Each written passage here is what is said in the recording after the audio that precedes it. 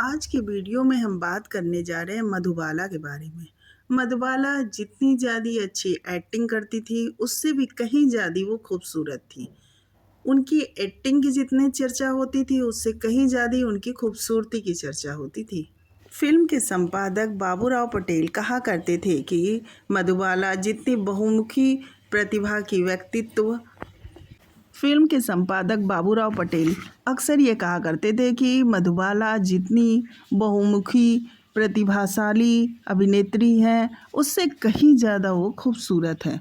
उनकी तस्वीर भी जितनी आई है, उनकी खूबसूरती उससे कई गुना ज़्यादा है।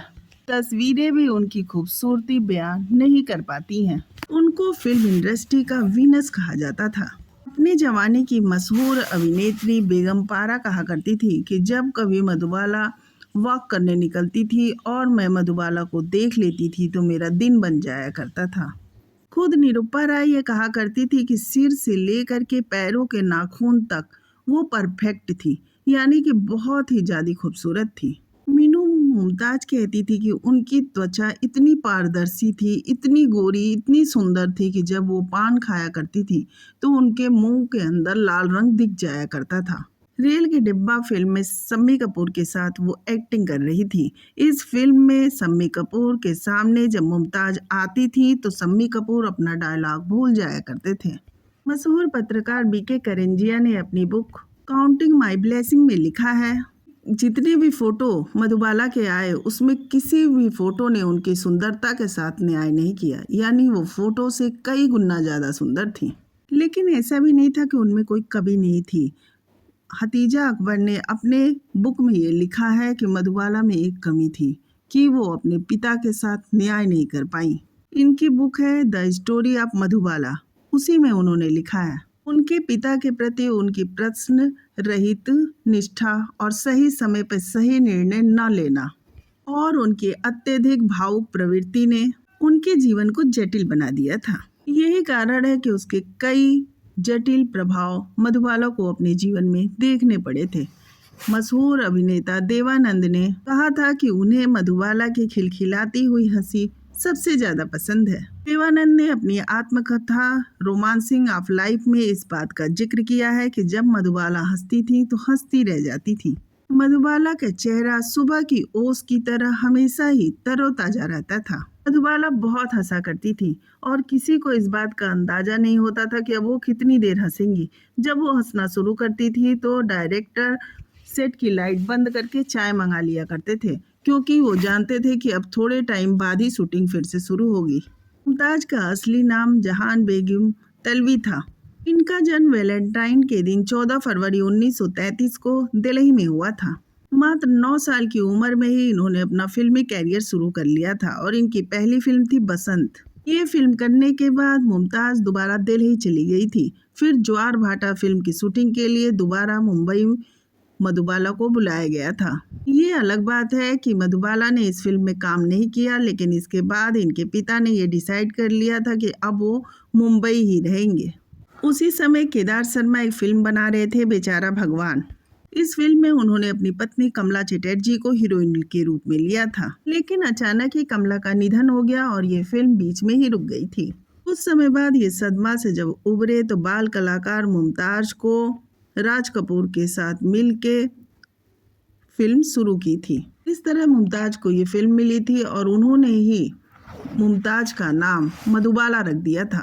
फिल्म का नाम भी रखा गया था नीलकमल। जब महल आई तो रातों रात मधुबाला नौजवानों के दिलों की धड़कन बन चुकी थी। इस फिल्म में उनके साथ अशोक कुमार थे। अशोक कुमार के साथ जब शॉर्ट फिल्माया गया था, उस समय ये झूले पे मधुबाला झूलती थी और बार बार फिल्म के सेट पे लोगों को बार बार वो दिखाया जाता था, बार बार वो हट जाती थी। यही फिल्म में भी सीन था कि बार बार आ रही हैं, बार बार हट रही हैं, जिससे दर्शकों के बीच इनकी वो खूबसूरत छवि ऐसी अंकित हुई कि मधुबाला रातों रात स्टार बन गई। इस फिल्म की सफलता ने मधुबाला को किसी भी फिल्म की सफलता की गारंटी बना लिया गया था। हॉलीवुड तक मधुबाला के चर्चे होने लगे थे और एक लेख भी प्रकाशित हो गया था जिसमें कहा गया था कि जितनी खूबसूरत हीरोइन बॉलीवुड में है उतनी कहीं भी नहीं है। इस लेख का शीर्षक था Garbo of of our film Madhubala. इसमें जिक्र किया गया था कि कैसे एक छोटी सी लड़की बॉलीवुड में हावी हो चुकी है और पूरे बॉलीवुड पे राज कर रही है। उन्हीं दिनों फ्रैंक कॉपरा, जो 3 बार ऑस्कर पुरस्कार जीत चुके थे, वो समारोह में भाग लेने मुंबई आए हुए थे। जब संपादक एक मैगजीन लेके उनका इंटरव्यू लेने गया तो उसके मेन पेज पे मधुबाला की फोटो छपी थी। वो जब मधुबाला की फोटो देखे तो पूछे कि क्या ये इतनी ही खूबसूरत है जितनी फोटो में है। साथ ही उन्होंने ये भी कहा कि क्या मैं इस लड़की से मिल सकता हूँ, इसे मैं हॉलीवुड में रोल दिलाना चाहता हूँ। फिर ताज होटल में मधुबाला के साथ उनकी मीटिंग हुई। उन्होंने बहुत उत्साहित होकर उनके पिता अताउल्ला खान से ये बात बताई कि मैं मधुबाला को हॉलीवुड में रोल दिलाना चाहता हूँ, लेकिन उनके पिता ने कोई इंटरेस्ट नहीं जताया। इनके पिता ने ये कह के सारे अरमान पे पानी फेर दिया कि मधुबाला को कांटे छुरी से खाना खाने नहीं आता है। इस तरह से मधुबाला उस मीटिंग में नहीं गई और उन्होंने ये बात लिखी कि अगर मधुबाला उस मीटिंग में गई होती तो आज पूरी दुनिया मधुबाला को जान गई होती। एक वाक्य और जिक्र करती हूँ कि मधुबाला दिलीप कुमार को बहुत पसंद करती थी, लेकिन मधुबाला के पिता को दिलीप कुमार एकदम पसंद नहीं थे, बल्कि दिलीप कुमार की परछाई भी मधुबाला को के ऊपर पड़े ये भी इनके पिता को मंजूर नहीं था। फिल्म नया दौर के लिए नायिका के तौर पे दिलीप कुमार के साथ पहले मधुबाला को ही सिलेक्ट किया गया था। B.R. चोपड़ा ये फिल्म बना रहे थे। पहले वो मुंबई में शूटिंग कर रहे थे, बाद में उन्हें लगा कि इस फिल्म की शूटिंग भोपाल में भी हो जानी चाहिए। मधुबाला के पिता ने अपनी बेटी को मुंबई से बाहर शूटिंग की इजाज़त नहीं दी, क्योंकि उनके पिता को ये डर सताने लगा था कि कहीं मुंबई से बाहर जाने पे दिलीप कुमार और मधुबाला के बीच नज़दीकियाँ और ज़्यादा न बढ़ जाएं। इस वजह से उन्होंने साफ मना कर दिया। फिर फिल्म की शूटिंग 10 दिनों तक हो भी चुकी थी, लेकिन B.R. चोपड़ा को लगा कि इस तरह से तो बहुत कॉम्प्लिकेशन आएंगे। फिर उन्होंने मधुबाला की जगह बैजंती माला को साइन कर लिया था फिल्म में। यहीं से दिलीप कुमार और मधुबाला की जोड़ी अलग हो गई थी। इस बात को B.R. चोपड़ा अदालत में भी लेके चले गए थे, जिससे मधुबाला और दिलीप कुमार के बीच इतनी कड़वाहट आ गई थी कि इन दोनों का रिश्ता पूरी तरह से ख़त्म हो गया था। अताउल्ला खान से जब ये पूछा गया था कि क्यों आप मधुबाला की शादी दिलीप कुमार से नहीं चाहते, तो उन्होंने कहा था कि मैंने दिलीप कुमार से कहा है कि पहले वो अपनी बहनों की शादी करे, उसके बाद ही मैं मधुबाला की शादी तुमसे करूँगा, क्योंकि मैं नहीं चाहता कि मेरी बेटी जाके दिलीप कुमार की बहनों के कपड़े धोए। वहीं दिलीप कुमार ने अपनी बुक में लिखा है कि मधुबाला के पिता अताउल्ला खान मेरे से शादी के लिए खिलाफ नहीं थे, क्योंकि उनकी एक प्रोडक्शन कंपनी थी और वो 2 स्टार को एक साथ काम कराने से बहुत खुश थे। अगर मैं उस समय अपने दृष्टिकोण से नहीं देखा होता तो शायद बात कुछ और होती। मेरे बारे में जब बातें विपरीत होने लगी तो मैंने मधुबाला और उनके पिता से इस बारे में बात की कि फिल्में चुनने का मेरा एक नज़रिया है और मैं अपने हिसाब से ही फिल्में चुनता हूँ और इसमें मैं निजी मामलों को नहीं लाता हूँ। दिलीप कुमार ने आगे बताया, लेकिन अताउल्ला खान मधुबाला को ये समझाने में कामयाब हो गए कि मैं उनके पिता के साथ अभद्र भाषा का प्रयोग किया हूँ, जबकि उनके पिता को मैं केवल ये बात समझा रहा था, क्योंकि उनकी प्रोडक्शन कंपनी जो मधुबाला के पिता खोल रहे थे उसमें खोले हुए थे, उसमें वो दिलीप कुमार उसी पिक्चर को सेलेक्ट करते जिसमें प्रोडक्शन कंपनी कहती, लेकिन दिलीप कुमार का ये कहना था कि उनका ये फैसला निजी है और बहुत मधुबाला को समझाए, लेकिन मधुबाला ये मानने को तैयार नहीं थी कि उनके पिता गलत हैं। मधुबाला लगातार एक ही बात कह रही थी कि शादी होने के बाद सारा मामला ठीक हो जाएगा, लेकिन मुझे लग रहा था कि मैं एक जाल में फंसता जा रहा हूँ, क्योंकि मधुबाला मेरी प्रॉब्लम को समझ ही नहीं रही थी। इसी वजह से मैंने मधुबाला से शादी न करने का फैसला कर लिया। मधुबाला को बचपन से ही दिल की बीमारी थी। मधुबाला के दिल में छेद था और उस समय तक इस इलाज की कोई दवा नहीं थी। इतनी बड़ी बीमारी के बावजूद जिसका कोई इलाज न हो, मधुबाला ने मुगले आजम फिल्म की शूटिंग पूरी की। मधुबाला के जीवन में उनके काम के प्रति गजब का समर्पण था। आपको याद होगा कि मधुबाला ने मुगले आजम फिल्म में जो सीन किया था कि उन्हें लोहे के सिक्कड़ से बांध के रखा गया था और एक बूत की तरह खड़ा रखना था। वो लोहे का सिक्कड़ का वजन मधुबाला के खुद के वजन से बहुत ज़्यादा था और मधुबाला को वो सिक्कड़ पूरी तरह से पहनाया गया था और भीषण गर्मी थी, लेकिन मधुबाला पहन के खड़ी हो रही थी। सिक्कड़ का वजन मधुबाला के वजन से कहीं ज़्यादा था और मधुबाला जब बार बार खड़े होने की कोशिश कर रही थी तो वो बार बार गिर जा रही थी। बावजूद उसके मधुबाला किसी भी तरह से खड़ी होकर उस शूटिंग को पूरा कर रही थी। उनका इलाज कर रहे डॉक्टर जल वकील ने ये कहा था कि वो बहुत ज़्यादा मेहनत वाला काम ना करेंगी क्योंकि इससे उनके स्वास्थ्य पर बुरा असर पड़ेगा। साथ ही साथ डॉक्टर ने उन्हें डांस करने के लिए भी मना किया था, लेकिन उन्होंने मुगले आजम फिल्म के लिए रात रात भर डांस किया। सबसे बड़ी बात है कि इनके पिता ने इस तरह की फिल्में करने से मधुबाला को मना नहीं किया। रात रात भर मधुबाला फिल्मों में काम करती रहती थी और कठिन से कठिन स्टेप पे डांस करती रहती थी। कोई भी डायरेक्टर प्रोड्यूसर मधुबाला के काम को कम नहीं किया, जो कि सभी जानते थे कि मधुबाला के दिल में छेद है। मधुबाला के लिए ये सब काम मना थे, जैसे नाचना, पानी में भीगना, पैरों में जंजीर बांध के खड़े होना, इतनी भारी भारी जंजीर बांध के चलना, ये सब काम मधुबाला करती रही।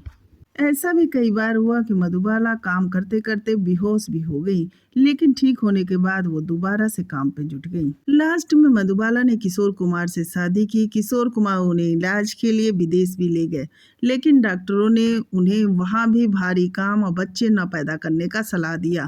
साथ ही साथ ठीक न होने की बात भी बता दी। डॉक्टर ने उन्हें साफ तौर पे बता दिया कि वो 10 साल भी जिंदा रह सकती हैं और 1 साल में भी उनकी मृत्यु हो सकती है। एक भारी बात के साथ, मतलब इस खबर के साथ मधुबाला मुंबई वापस आई। मधुबाला की बहन ने बताया कि किशोर कुमार लंदन से वापस आने के बाद सीधे मधुबाला को उनके घर ले गए और साफ साफ कह दिया कि वो मधुबाला के लिए समय नहीं दे पाएंगे क्योंकि वो काफ़ी व्यस्त हैं, जो कि उस समय मधुबाला बहुत बीमार थी और उन्हें अपने पति के सहारे की बहुत ज़रूरत थी, जिससे मधुबाला अंदर तक टूट गई थी। किशोर कुमार ने कहा कि वो उनके खर्चे इलाज का पूरा उठाएंगे। धीरे धीरे किशोर कुमार फ़ोन पे बात करने लगे, फिर उनका धीरे धीरे ये सिलसिला भी कम होने लगा था। एक लेख में ये भी कहा गया था कि ये शादी जल्दीबाजी में की गई थी और किशोर कुमार सुनील दत्त नहीं थे, कि जिस तरह से सुनील दत्त ने नरगिस का साथ मरते दम तक नहीं छोड़ा, वो किशोर कुमार नहीं थे। वो मधुबाला का साथ छोड़ रहे थे। किशोर कुमार की चौथी पत्नी लीना चंद्रावन ने यह कहा था कि मधुबाला ने किशोर कुमार से फैसला शादी का सिर्फ इसलिए किया क्योंकि दिलीप कुमार को वो दिखाना चाहती थी कि उनकी शादी हो रही है। अब चाहे शादी जिस रीजन से भी की हो, लेकिन प्यार शादी का आधार नहीं था। जब मधुबाला बीमार थी उस समय दिलीप कुमार उनसे मिलने गए थे और उन्होंने कहा था कि बीमारी के हालत में भी मधुबाला उतनी ही खूबसूरत लग रही थी।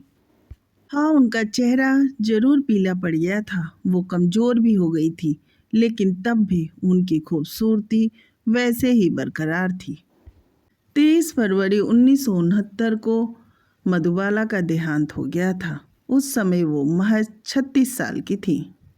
जिस समय मधुबाला का देहांत हुआ उस समय दिलीप कुमार मद्रास में गोपी फिल्म की शूटिंग कर रहे थे। जब वो शूटिंग करके मुंबई आए तब उन्हें सूचना मिली मधुबाला के निधन की, लेकिन जब तक वो मधुबाला के पास पहुंचते मधुबाला को दफनाया जा चुका था।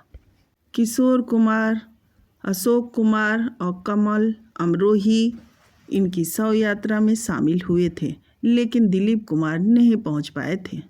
दिलीप कुमार जरूर कब्रिस्तान में संवेदना जाहिर करने गए थे मधुबाला के लिए। उसके बाद वो मधुबाला के घर भी गए। इस तरह से मधुबाला की इतनी खूबसूरत जिंदगी का इस तरह से अंत हो गया कि ना उन्हें पति का प्यार मिला ना प्रेमी का, और तो और उन्हें एक कठपुतली की तरह बीमारी जानते हुए भी अभिनय करने पर मजबूर किया गया। ये थी मधुबाला की कहानी। आपको ये कहानी कैसी लगी कमेंट करके ज़रूर बताएं और ये भी बताएं कि आपको मधुबाला कैसी लगती थी।